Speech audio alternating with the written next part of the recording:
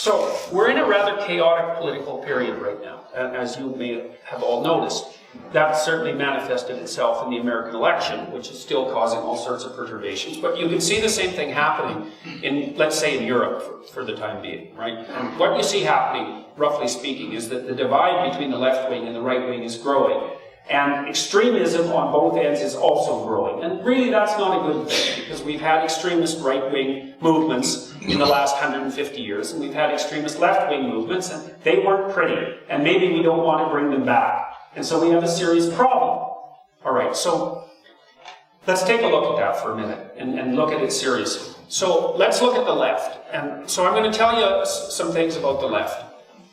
The first thing is that people vote their temperament. And you need to understand this, because when you're talking to people who are across the political divide from you, and I'm assuming they're relatively reasonable people, we're not going to talk about the extremists for a moment. If you're talking to people who are liberal or left-leaning, then you're talking to people who are high in trade openness and low in conscientiousness. Okay, and so that makes them, roughly speaking, interested in ideas and creative, but not very good at implementing things. And then people who are on the right are the opposite. They're low in openness, and they're high in conscientiousness, and that makes them not very good at thinking up new things, but pretty damn good at implementing things that already exist. And so the thing about that is that both of those ways of interacting with the world are necessary under different conditions. You know, sometimes you have a good idea and you're running on it, and what you need are people to implement the idea just as it is, efficiently and effectively and in an orderly manner. And away you go. But sometimes your efficient and orderly structure is not working anymore because the environment has changed dramatically around it, and you need troublemakers with new ideas to come in and break things up so that you start moving in a different direction. And you might ask yourself, well, when is the time for the chaos of the left, and when is the time for the order of the right? And the answer to that is, we don't know. And that's why we have to talk.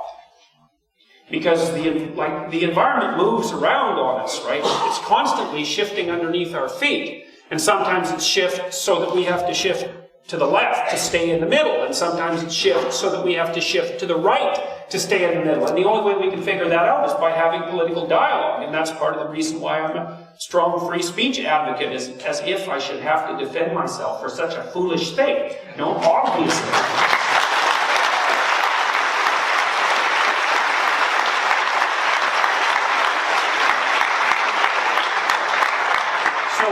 What freedom of speech, first of all, freedom of speech is the cornerstone of our civilization. I think I don't think it's reasonable to even have a debate about that. And I think the reason for that is that free speech is how people think. Now, you might think you think, but generally you don't. What you do is rehash temperamental prejudices over and over again in your mind. And you actually don't think much until you write for other people or until you talk to other people, because they make you think. Because your assumption is just going to be that you're correct, unless you can really think, and hardly any people can think. Because, really, it's hard. In order to think, you have to fragment yourself up into multiple personalities, each of which hold an opposing perspective. And then you have to let those opposing perspectives have a battle in the theater of your imagination. That's a very difficult thing to do. And so, don't confuse having your idiosyncratic prejudices with thinking.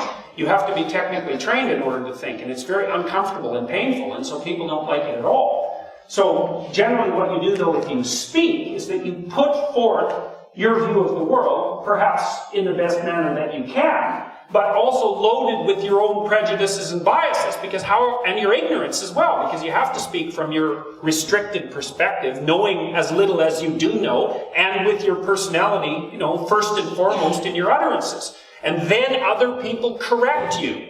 And hopefully you enter into a real dialogue whereby you can transcend your own biased limitations and expand the toolbox with which you use to work in the world. And everyone benefits from that. And then you modify your viewpoints so that they actually work better in the future. Because that's kind of what it means to have a useful and correct viewpoint, is do you have a toolbox that is going to enable you to work effectively in the world? And if you're too biased and too narrow and too ignorant, what that means is that your toolbox is only going to work in a very narrow environment. And if you go out into public and you hammer yourself up against other people, especially those who don't agree with you, you can formulate the problems more clearly. You can discuss the possibility for consensus, and then you can negotiate an implementation strategy. And the alternative to that is that you're silent, you're a slave, or you're a tyrant. That's it. We devolve into conflict and fighting. And that's not a good idea. And we don't have to do it. Because we do actually know how to talk to each other. And although perhaps we forget very frequently why we should have to. The other thing to think about is, you don't exist just for who you are now. You also exist for who you're going to be next week and next month and next year and 5 years down the road and so on. And so you're actually a collection of people that extends out into the future. And so what that means is that you not only have to get along with yourself, you have to get along with all the people that you're going to be. And one of the ways to determine who those people that you're going to be are is to talk to other people around you. Because you're actually a collective that extends across time. And insofar as you're only speaking for yourself right now, you're not speaking for yourself as you're distributed across time. But if you talk to a bunch of other people, then what you're doing is approximating yourself distributed across time. So it's actually even in your selfish best interest to talk to a bunch of other people, because they can help you represent yourself better than you're going to do it by yourself. We have the chaos of the left. And the left says, well, we need to tear down structures because they oppress. It's like, well, obviously structures oppress, because something's good at the top of a structure and not so good at the bottom. So if you have any value structure, it's going to privilege some things and exclude others. But if you scrap the value structures, then there's nothing to live for. So we can't do that. That's just chaos. And then the radical right says, back to the nation. It's like, really? We went back to the nation a couple of times, and it doesn't really look that great. And part of the reason for that is that the purpose of the nation isn't the nation. The purpose of the nation is to produce citizens who transcend and rejuvenate the nation. You need a meaning in your life that enables you to bear the suffering of your life without becoming corrupted. That's the basic rule. And you have to build yourself into something that you can actually respect, so that you can see yourself bearing that terrible existential burden properly. And then you don't lose hope and you don't lose meaning, because you can see that you're strong enough to stand up underneath that burden. And then there's something about you that you can respect, and that maybe other people can respect, and it will help bring suffering in the world to an end. And it will help people develop fully as individuals. And it will enable us to avoid the dehumanizing, rigid, sterile uniformity of the nationalistic left and the appalling, chaotic, devouring chaos of the radical left. How about no?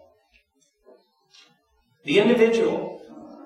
That's the secret to the world. And you're all individuals, and so you're all the secret to the world. And all you have to do to discover that is pick up your damn responsibility. Stop listening to people who keep burdening you with rights. How many goddamn rights do you want, man? It's like you need some responsibility. So pick it up. Open your eyes and learn how to make yourself articulate. And that way the world won't descend into this series of hells that it already descended into in the 20th century.